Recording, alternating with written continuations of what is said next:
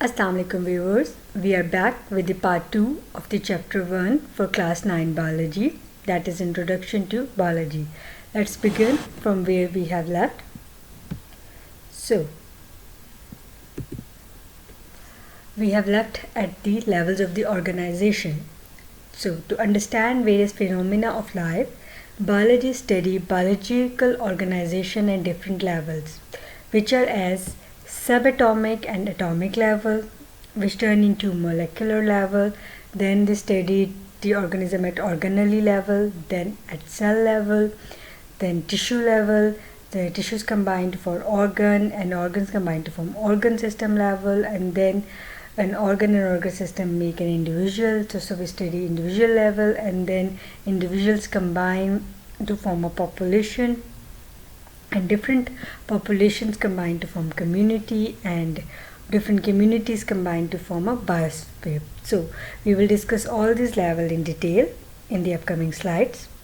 You can ask any questions in the comment section, or you can also get these slides from the blog link, which will be given in the description below. So let's start from the atomic or subatomic level. Matter, as we know, made up of elements, and each element contains a single type of atom. Atom was derived from a, not, and tom mean cut. Example is, for example, gold is an element, and it is made up of only gold atoms. Atoms are actually made up of many subatomic particles, and the most stable subatomic particles are electrons, neutrons, and protons. As we know that electron revolves around, while protons and neutrons are inside. So, out of the 92 different kinds of elements that occur in nature, only 16 are bioelements, because they take part in making the body mass of a living organism.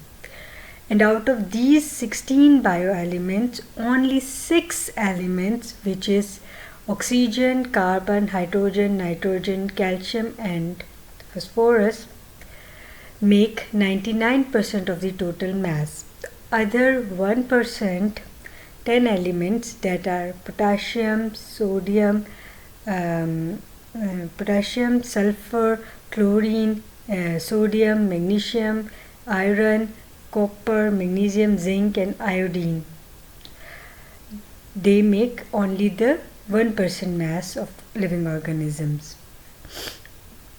You can further see in this pictogram that oxygen is 65%, while carbon is 18%, and hydrogen is 10%. And other elements are all in another minor percentages. So this is the subatomic and the atomic level. When we turn towards the molecular level, bioelements combine through ionic or covalent bonds to form a stable particle called a molecule or a biomolecule. An organism is formed by enormous number of biomolecules, which are of 100 different types, but basic biomolecule types are carbohydrates, lipid, proteins, and nucleic acid, which were basically discussed in biology subjects. A molecule can either be micromolecule or a macromolecule. Micromolecules are with low molecular weights like glucose and water, as shown in the diagram, while macromolecules are high molecular weight elements like starch, proteins, and lipids. These molecules are the building materials and are themselves constructed in great variety and complexity due to specific bonding arrangements, which will be discussed in chemistry lectures, inshallah, the bonding arrangements, or we will further discuss when we study these carbohydrates with these biomolecules in details in the upcoming chapters. So the next level of organization is organelle or cell level organization. Tiny organs, or you can say biomolecules, when assembled in a particular way, they form organelles. The organelles are basically cellular structures. When they assemble together, cells are formed. So basically organelles combine together to form cells, and organelles are basically subcellular structures.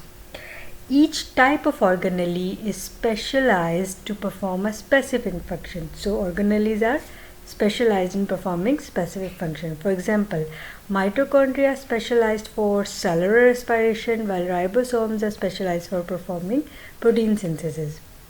In this way, function of cells are accompanied by these specific structures. It is an example of division of labor within the cell. For example, in a prokaryotes where entire organism is consist of a single cell, while in comparison to prokaryotes, eukaryotic cell organization or eukaryote organisms consist of trillions of cells. So there is division of labor in eukaryotic cells. You can see the example of single cell, that is prokaryote, and fungi and animals, and these are all eukaryotes. We will further discuss it in cellular organization topic. So next level of organization is tissue level. In multicellular organism, some kind of cells are organized in groups, and this group is called tissue. So basically tissue is a group of similar cells that is performing or specialized to perform a common function. Each cell in a tissue carries on its own life process, like in cellular respiration, protein synthesis, but it also carries out some special process related to the function of the tissue. For example, there are different type of plant tissues like epidermal tissue, ground tissues, etc. You can see the example of 4 types of tissues, that are connective tissues, epithelial tissues, muscle tissues, and nervous tissue in animals. So the next level of organization is organ and organ system level. So basically when tissues combine, they form a specific organ. So tissues that are working together, we can say, is called an organ. Or in a multicellular organism, more than one type of tissues having related functions are organized and make a unit, which is called an organ. So different tissues of an organ perform their specific functions, but these functions are collectively become the function of that organ. For example, stomach is an organ specialized for performing digestion of proteins and for storing food. 2 major types of tissues are present in a stomach. These are epithelial, that is glandular tissues, which secrete gastric juice for digestion of proteins, while muscular tissues performs contraction of stomach walls for grinding of food and moving food to posterior end. So you can see the epithelial tissues, basically they secrete gastric juice for protein digestion, while the muscular tissues, they perform contractions for grinding food and moving food to the posterior end. We can further discuss when different organs, organ plus organ plus organ plus organ, it makes an organ system. So organs working together, they form an organ system. For example, digestive system is an organ, oral cavity, stomach, small intestine, large intestine, liver and pancreas, they all make the working of a human organ system. So it turns into an individual level. For example, different organs and organ systems, when they are organized together, they form an individual or an organism. So we can say in short that the sum of cell, tissues, organ and organ system make an organism. So what is an organism? It is the sum of cells, tissues, organ and organ system. For example, in organism, the function, process and activities of various organ and organ systems are coordinated. For example, a man is engaged in continuous hard exercise. Not only his muscles were working at that time, but his heart rate of respiration or heartbeat will also be increasing. This accelerates its respiration and heart rate, which supplies more oxygen and food to muscles, which they need for working continuously. So we can see in this diagram that is tissues, they collectively different tissues combine to form an organ, and different organ combines to form an organ system, and different organ system combine to form an organism. So organ to organ system. So the next level, population. Same type of organism living together at same place in the same time. So population is basically same type of organisms living together at the same place in the same time. Population is defined as a group of organisms of same species located at the same place in the same type. For example, human population in Pakistan, when surveyed in 2010, comprises of 173.5 million individuals, according to the Ministry of Population Welfare. So, what is species? Species is defined as a group of organisms capable of interbreeding and producing fertile offspring. So, habitat in which species lives, it's mean an area of environment in which an organism lives. So, these two definitions are important to remember to understand population level, community and biosphere level. So, next is the community level. A group of populations that live in a given area and interact with each other, they form a community. For example, a forest may be considered as a community because it includes plant, microorganism, fungi and animal species. Communities are basically collection of organisms in which one population increases while the other decreases. Some communities are complex like forest community, a pound community, etc., while other communities are simple like fallen log with various populations under it. For example, in a simple community, number and size of population is limited, so any change in biotic and abiotic factors may have a drastic and long-lasting effects. So, abiotic are the non-living parts that affect, or while the biotics are the living parts like plant, animals and fish, etc. So, the next level of organization is the biosphere level. When all the ecosystems, that is populations living together in one area around the world, make up the biosphere. For example, the earth inhabited by organism communities is known as a biosphere.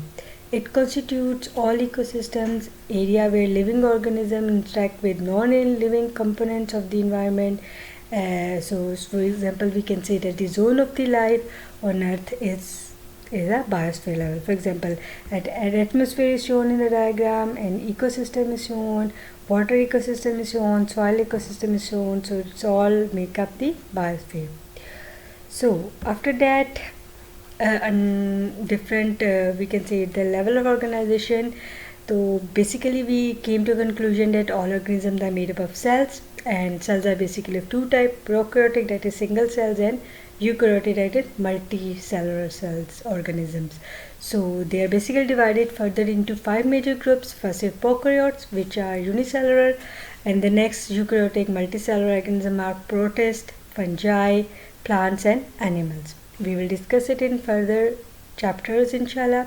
So cell organized होते हैं basically in 3 ways: unicellular, colonial and multicellular organisms. So what is a unicellular organization? As the name suggests, only one cell makes the life of an organism, and all activities are carried out by a single cell. So amoeba, paramecium and euglena are common examples. As you can see that amoeba, paramecium and euglena are the example of unicellular organisms. The next is colonial type. Many unicellular organisms, when they are live together but do not have any division of labor, each unicellular organism in a colony lives its own life and does not depend upon other cells for its vital requirements. So there is no labor of division among the unicellulars in a colonial type. For example, volvoc, as you can see in the diagram, is a green algae found in water and shows a colonial organization. Next level of organization is multicellular organism. Basically, cells are organized in form of tissues, organs and organ system. Frog and mustards are the familiar example of multicellular organisms. For example, the frog, the scientific name is Rana tegrina, in which all organisms are made up of specific tissues at the epithelial, glandular, muscular and nervous system, as we have discussed previously. So for example, in the example of mustard plant, that is Brassica campestris, in which the vegetative organs are stem, roots, leaf, while the reproductive organs are flower, which produce fruit and seed, while the vegetative organs make up the plant body. So you will further investigate these in the practical examination when you visit your labs, inshallah. So this is all for this chapter 1.